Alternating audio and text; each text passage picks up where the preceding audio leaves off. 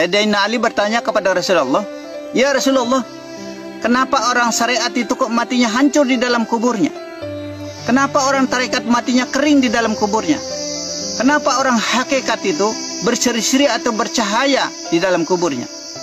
Semakin lama semakin bercahaya," katanya. "Dan kenapa orang makrifat itu kok menghilang atau tidak terlihat di dalam kuburnya?" Ini pertanyaan Sayyidina Ali ya. Dijawab oleh Rasulullah, "Orang syariat itu apabila ia dipukul orang, maka ia akan balas memukul." Itu berarti dendamnya kita kuat. Maka insya Allah kita hilangkan rasa dendam, iri, dengki, fitnah, sombong, angkuh, riya, dan takabur. Karena ini adalah sifat-sifatnya iblis. Sampai-sampai kita berani membunuh, menyantet orang, dan lain sebagainya. Kita mendahului kehendak Allah, maka kita akan bertanggung jawab atas perbuatan kita. Nah itu. Maka jangan kita hanya membawa sifat sombong, angkuh, riya, dan takabur. Karena kesombongan ini sesungguhnya adalah musuhnya Allah. Jauhi diri dari sifat kesombongan. Karena barang siapa membawa sifat sombong, angkuh, riya, dan takabur, sekalipun 70 tahun kita pernah ibadah, akan dihapuskan oleh Allah seperti debu ditiup angin, satu kali langsung pus, hilang langsung. Nah ini, maka kita harus, apa orang marifat itu matinya menghilang di dalam kuburnya atau tidak terlihat ya Rasulullah? Dijawab oleh Rasulullah, "Tiada aku lihat di dalam tidurku kecuali Allah. Tidak ada aku lihat di dalam bangunku kecuali Allah. Tidak ada yang aku sukai kecuali Allah. Siang dan malam hanya Allah. Tiada aku lihat di dalam pemandanganku adalah Allah. Tiada aku dengar dalam pendengaranku adalah Allah." Maka yang berkata-kata ini adalah Allah. Yang melihat ini adalah Allah. Yang mendengar ini adalah Allah. Yang berkuasa ini adalah Allah. Yang berkehendak ini adalah kehendak Allah. Tiada daya dari saya, melainkan semua itu adalah atas kehendak Allah. Tiada upaya dari saya. Inna lillahi wa inna ilaihi raji'un. Semua itu datangnya dari Allah, maka kembalinya kepada Allah. Jangan sampai kita terhitung orang-orang yang kufur atas nikmat pemberian Allah. Orang yang tidak mau mengakui semua itu adalah milik Allah, maka sesungguhnya orang itu adalah kufur atas nikmat pemberian Allah. Tidak diterima amalnya, ibadahnya, dan puasanya.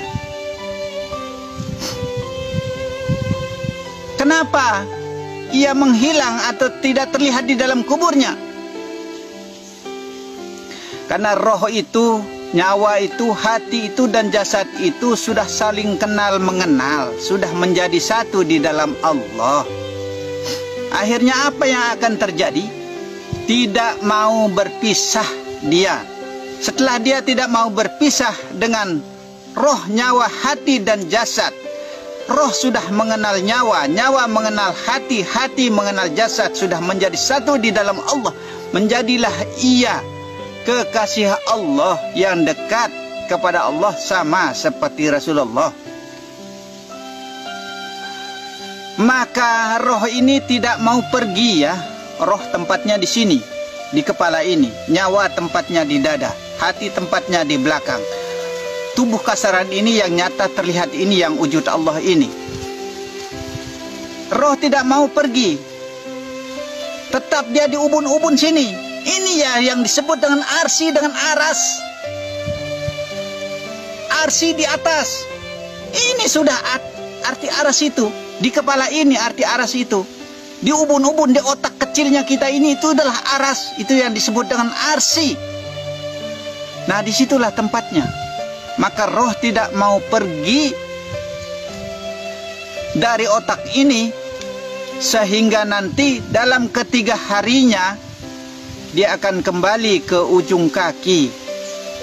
Nah setelah dia kembali ke ujung kaki, nah ia akan bangkit kembali atau menghilang atau tidak terlihat. Selanjutnya kita tidak berani mengatakan ya entah di mana dan di mana. Nah orang tarekat itu katanya matinya kering di dalam kuburnya. Ini sabda Rasulullah ini. Karena apabila ia melihat orang tidak sembahyang, maka disuruhnya orang itu untuk sembahyang. Apabila ia melihat orang tidak berpuasa, maka diperintahkannya lah orang itu untuk berpuasa. Berarti seakan-akan merasa dirinya lebih benar, lebih baik, lebih sempurna. Pahalanya sudah lebih besar, sebesar gunung Uhud. Masya Allah, tidak sadar diri semua itu adalah milik Allah. Pahala adalah milik Allah. Hidup ini adalah miliknya Allah. Kalau saya tiada kehendak kecuali Allah, saya tidak memiliki pahala, tidak memiliki hidup saya, tidak memiliki pendengaran, tidak memiliki kalam kalau saya, tidak memiliki gerak kalau saya, tidak memiliki apapun. Harta benda apalagi, tidak ada yang saya miliki kecuali Allah. Hanya Allah yang saya miliki. Saya bersedih kepada Allah apabila saya selalu ingat kepada Allah. Karena dikatakan barang siapa yang bisa bersedih kepada Allah, bisa mengucurkan air mata kepada Allah apabila ia ingat kepada Allah, sesungguhnya diharamkanlah dirinya untuk disentuh oleh api neraka itu. Ini janji Allah ini. Saya kalau banyak ingat kepada Allah, saya sangat bersedih kepada Allah. Karena saya tahu diri bahwa diri saya ini adalah benar-benar tiada daya, tiada kehendak dari Allah Subhanahu wa ta'ala. Maka semua itu adalah yang berkehendak hanyalah Allah. Tiada kehendak dari saya, tidak ada yang saya miliki kecuali Allah. Inilah cara kita mendekatkan diri kepada Allah. Itu sejatinya orang-orang yang benar, yang sudah menunggal kepada Allah, sudah menyatu di dalam Allah, dan sudah dekat kepada Allah. Sama seperti Rasulullah. Bagaimana dekatnya Rasulullah kepada Allah. Bersedih saya apabila saya ingat kepada Allah. Tersentuh jiwa saya kepada Allah. Karena sesungguhnya jiwa ini adalah milik Allah. Hati ini adalah milik Allah.